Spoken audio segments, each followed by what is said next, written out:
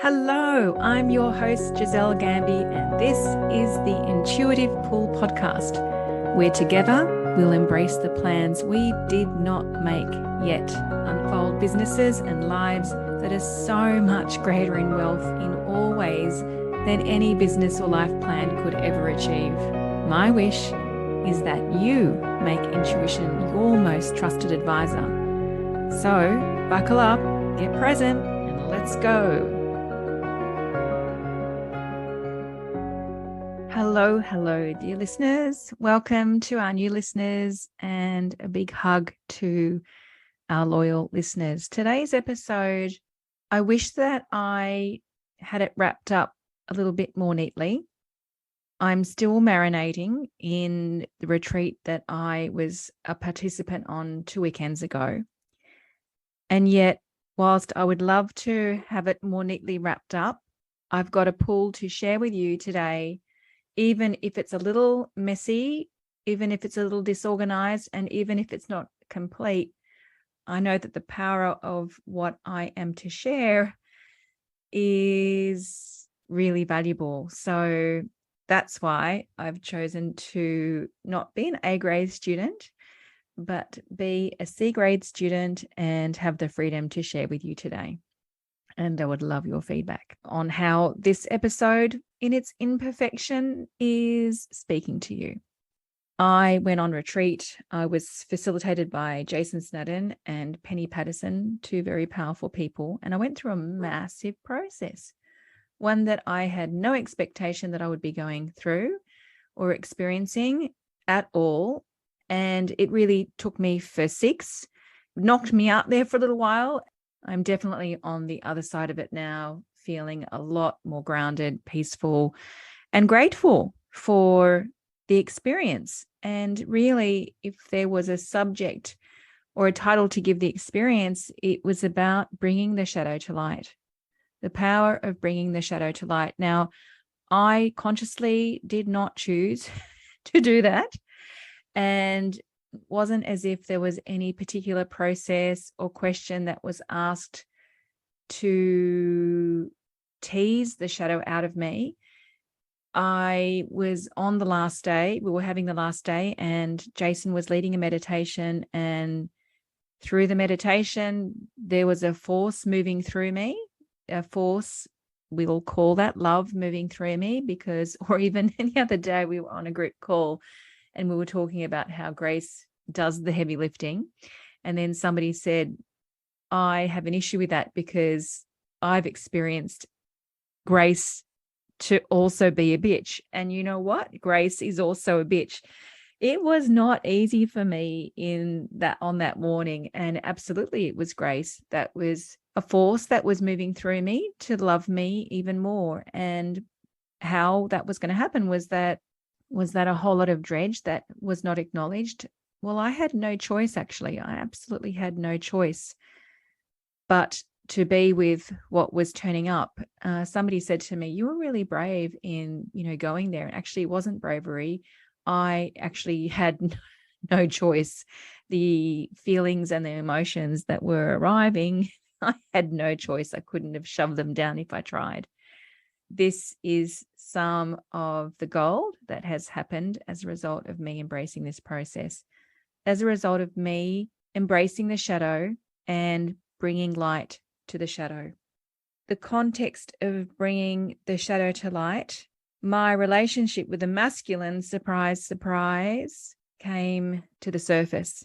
And as a result of that, I have a whole lot more awareness around my wounding with the masculine and how I have then showed up in life as a result of that wounding, and also why I'm so drawn to work, ironically, with the masculine, with the dysfunctional masculine, to bring the dysfunctional masculine into its fullest, most loving nature, into its fullest, most loving relationship.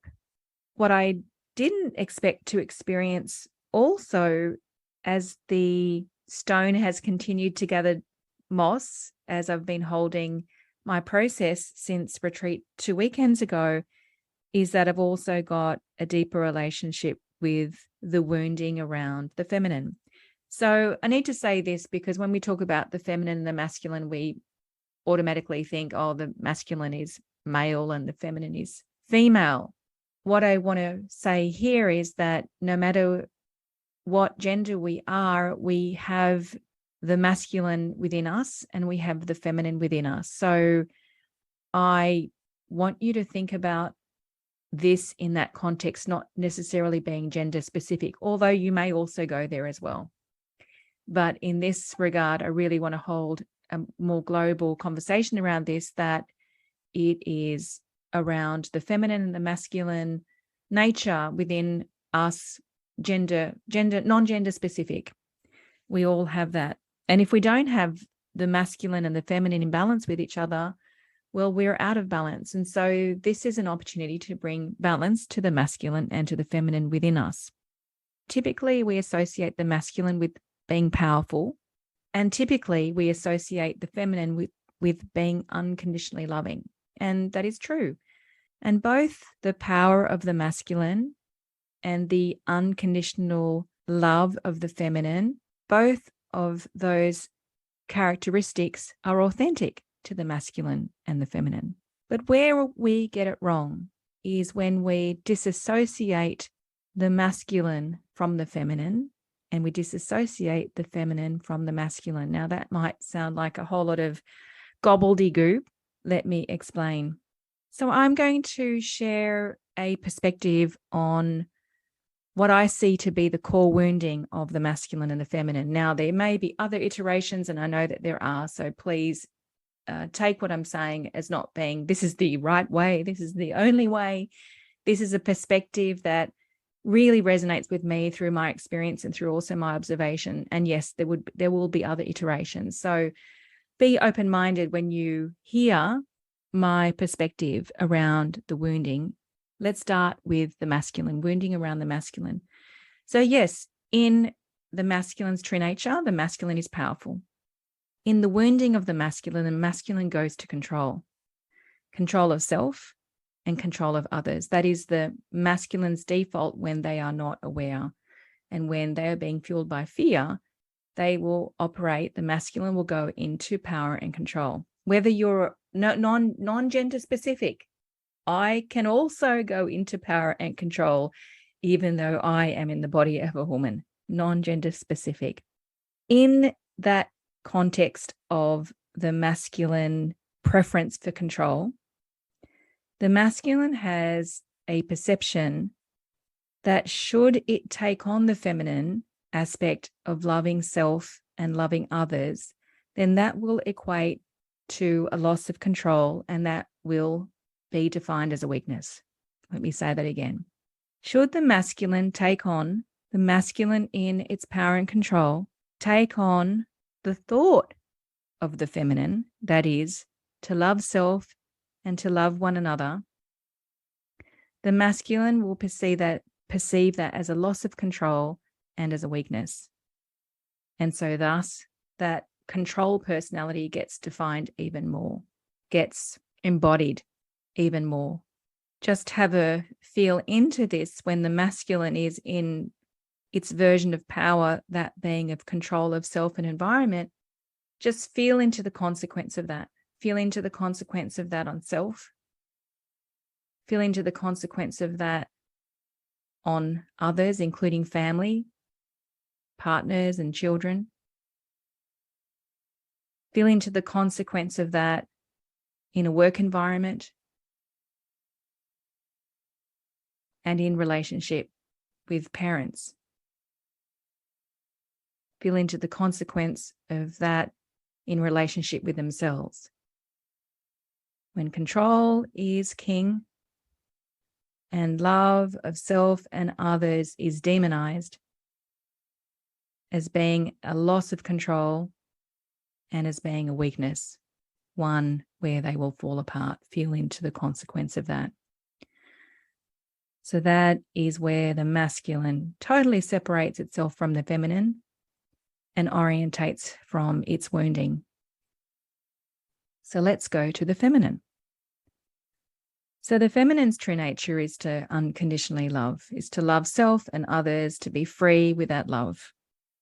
But when the feminine comes from wounding, the feminine then operates from a place of unworthiness. And in operating from that paradigm of unworthiness, the feminine isn't allowed to be powerful. The feminine isn't allowed to take their place powerfully, because the feminine associates the claiming of power, the claiming of joy, the claiming of their desires, the claiming of their leadership as a loss of love, as a loss of love. And so feel into the consequence of that.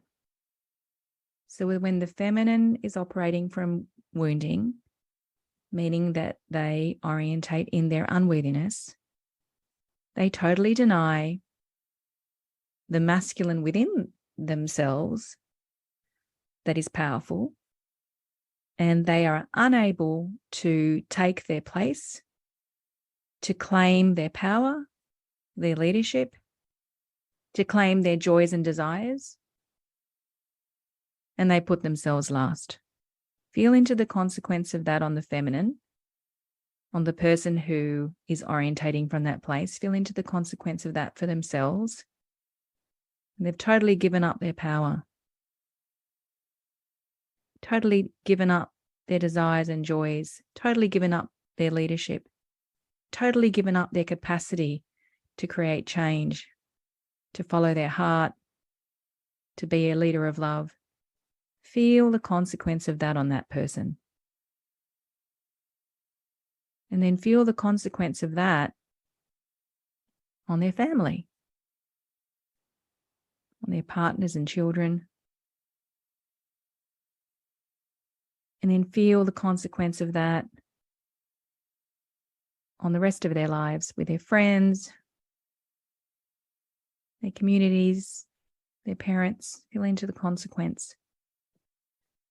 And so when we give one aspect of us up in favor of another, so the masculine gives up the ability to love self and others in favor of a control, and the feminine gives up the ability to be powerful and to claim leadership in favor of the unworthiness that then tries to pacify those around them to ensure love. There is such an imbalance. Not only is there an imbalance, but there's so much wastage. So much wastage. We've come into this human form to experience ourselves as divinity. Our soul came into this human form in order to experience our infinite power, not our limited power, our infinite power.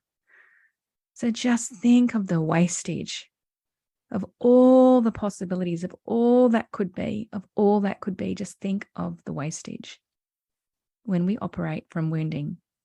I know that the reason why I came here, again, if I go back to the little soul in the sun, and I spoke about that with Annie MacDonald on the Powerfully Sober episode, I know that I have come into this life, that my purpose, if you like, is to bring everything to love. And when we bring everything to love, then we experience our divine power. Every time I return something to love, whether that be in myself or whether that be the people that I support or whether that be with my family, we all experience magic. And the wording that I've been using today is divine power, not a power that is human, where we have to rely on everything that we do in order for us to have a certain experience, but where we let go and let God and absolutely take responsibility and do our part, and we're absolutely open to the magic. We're absolutely open to the magic, and the magic occurs. The synchronicities, the serendipities, the ease, the grace, the joys, the overflow, the more than we could ever have expected. That is the consequence of bringing all the pieces where love has been absent back to love. I know that's why I'm here. In the holding of the wounding around the feminine and the masculine, I have a new perspective. And it's not new as in it's only arrived today. It's been swimming around me, for quite a while. But today it really feels like it just landed a little bit more deeply. To me, it feels like it crystallized a little bit more. And again, because I was pulled to create this episode for not only the listeners of the Intuitive Pull podcast, but also I would love all of my clients to listen to this episode. I have a knowing that this is going to land. This is going to land for some of you. And it might not be your first rodeo, like it wasn't my first rodeo when I came to this conclusion today, but it landed a little bit more deeply. So this is the invitation. This is bringing the wounding around the masculine and the feminine and returning it to love. So I can relate to both of what I'm about to share, and I will even give you some examples in my life. For the feminine who has disassociated themselves from the masculine, the opportunity is for the feminine to embrace the masculine and to know that we can be powerful, and that in being powerful, there will not be a loss of love, but even more love. So instead of being in our unworthiness, we get to be powerful. We get to take and claim our space, our leadership, our joys, our desires, our visions, our imaginations, our capacity to serve, our capacity to lead, our capacity to create. And in doing so, in the feminine, as we are powerful, we do not experience a loss of love, but even more love. And not just for us, but for all. I know that in my life experience, this is my reality. This is my reality with my family.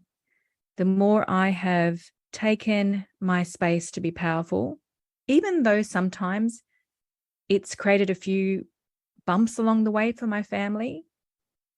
For example, I love going on retreat overseas, and I absolutely claim my space. And, even though there might be a bit of grumbling from my husband when I tell him I'm away for 6 weeks at the end of this year, with a break in between, it allows him the permission to take his space, to claim his joys and desires and his ways.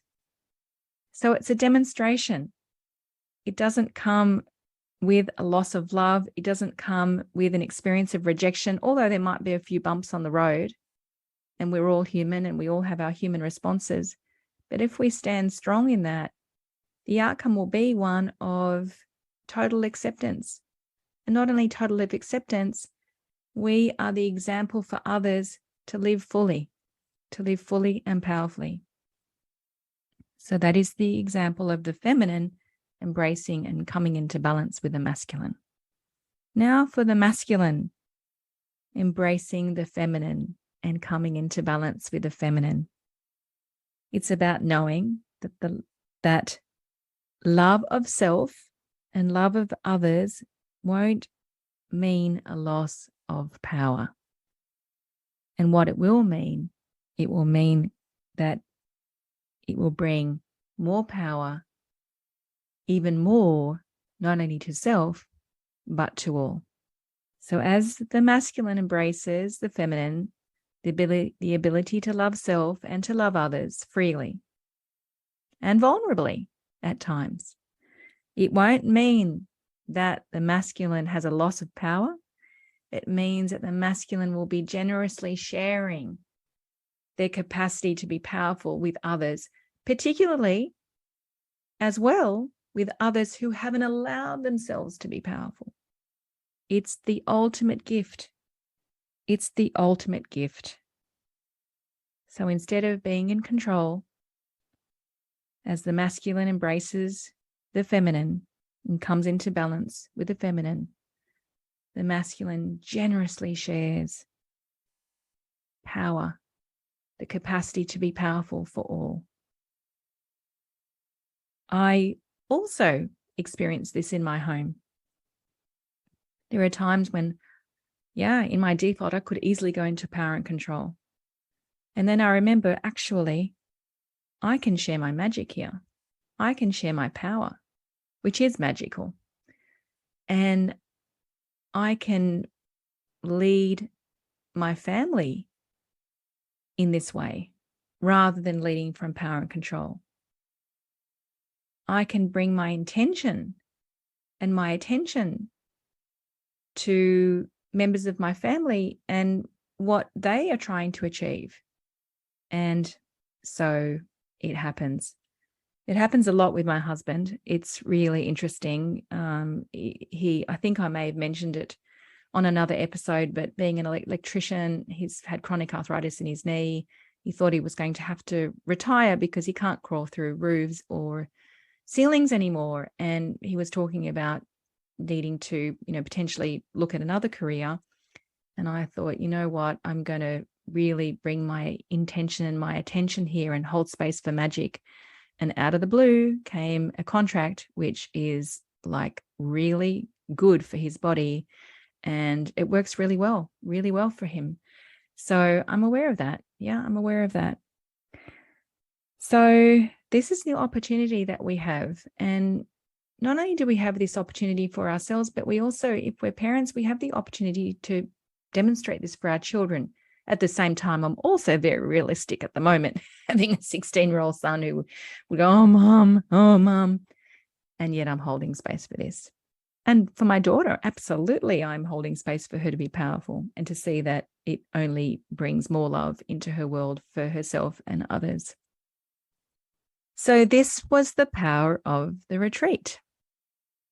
The process that I had no choice about, because there is no way that I could have held on to the sides, allowed me to go to a place where I acknowledged a whole lot of stuff that I had not acknowledged, that I had pacified, that I had rescued, if you like, and really just got on with life.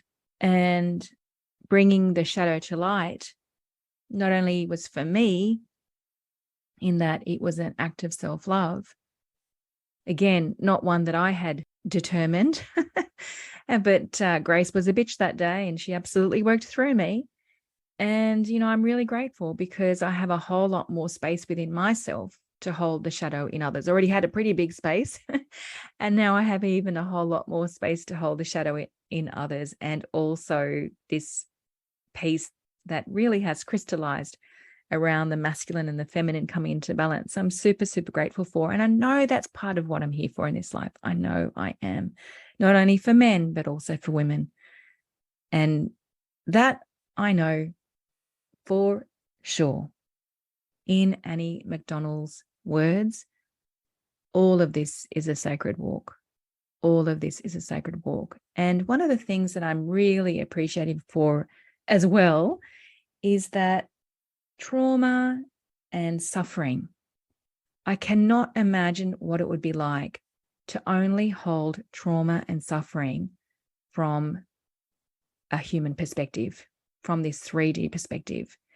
I can only imagine that holding trauma and suffering from a human perspective only is like being on a hamster wheel or a merry-go-round, never-ending loop of no freedom. In my appreciation for my process on retreat, I can't tell you how much I am in gratitude to the knowing that we are not only this physical body, but actually who we really are is spirit. And traveling through this physical body to have this experience. And in that, holding life in its bigger picture, holding life in the perspective that we've come here to experience certain things. And therefore, there is a divine architecture. There is a divine architecture to our lives. And in that, it means that nothing, nobody, no experience, no thought, no failure, no whatever has not been divinely orchestrated. Now, I know that's really hard for our heads to get around when really bad shit has happened. How could we ever think that that was divinely orchestrated? Really, we have to hold that in faith and in the bigger picture that there is an orchestration. And when we return things to love, then we can see the orchestration. For me, I've got so much gratitude. I've had gratitude around this perspective that we create it all, not consciously, with love and wisdom, that there's always a reason. There's always a reason. And it's always to serve us. I've known this since 2002. And I'm just so grateful for that. I can't imagine. Like, it's a whole different world for me to imagine if that was absent. And all that I looked through life was through this physical human being life. I can't even imagine what that would be like. And I'm grateful that I don't. And I'm reminding you to always look through the eyes of the eagle. To always look through the eyes of the eagle who sees the bigger picture, the eagle who holds space for the bigger picture, even though the eagle might not see the bigger picture on the outset. So on this sacred walk, I am flying the flag with a massive emphasis, with a massive exclamation mark, with in big bold capital letters, shouting from the rooftops. I am holding the flag for freedom, for living a life of no regrets. There is nothing that we can't transmute. And I want to speak to this piece right now. So on the retreat with Penny and Jason kept on using the word over and over and over again, transmutation. And this morning in my meditation, I did a big, long meditation, and I just put some of the pieces together. It was like, oh, isn't that interesting that they were holding space for transmutation? And in 2017, I had a download, and I remember the words. And the download said that up until now, we've had a 50 to 70%, and this is the exact word, a 50 to 70% elasticity with our ego. In other words, 50% to 70% of the time, we are free from our ego. So we'll have an awareness and then we'll be free. But like an elastic, how elastic like stretches out and then goes back into its natural form, ultimately we'll come back to our ego. That's what I thought up until 2017. That's what I thought life was like. Somebody commented on our group call last week, and they said, it's like a game of snakes and ladders. So we become free and then something happens and then we lose that freedom. And honestly, up until 2017, I thought that's how life was. I didn't know that there was a reality or a version of reality where we could be 100% free. And that's what transmutation means. Transmutation means alchemizing fear to love. Alchemizing fear to love. So here we are on retreat. Penny and Jason are using this word, transmutation. And then in my meditation this morning, I remember the download that I received in 2017 saying, up until now, you've been working with a 50 to 70% elasticity of freedom from your ego. And now the invitation is 100% transmutation. So I'm flying that flag. I am flying that flag. For those who are listening, who have been on the game of snakes and ladders, who have not had the sense of peace that is available, who have not lived yet from a place of such joy consistently, from momentum, I am flying the flag for you that 100% transmutation from what has hurt you is possible. And the only way that we can do that is by bringing the shadow to light and by knowing that there's always a bigger picture unfolding for us, in service to us. So that is my summation at this point of my process and the untangling that's happened since retreat 2 weeks ago. A little bit messy. And I also hope that you've had some penny dropping moments. as I have. Thank you. Bye-bye.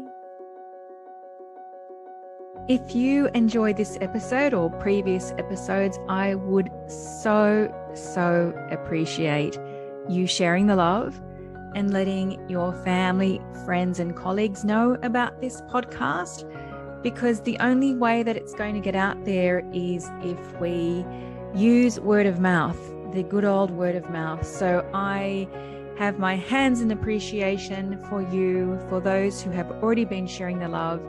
And should this part of the podcast inspire you to share amongst your network, I really appreciate you.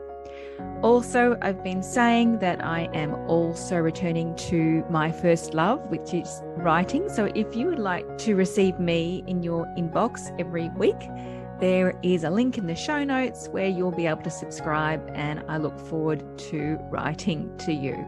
Have an incredible week. Thank you.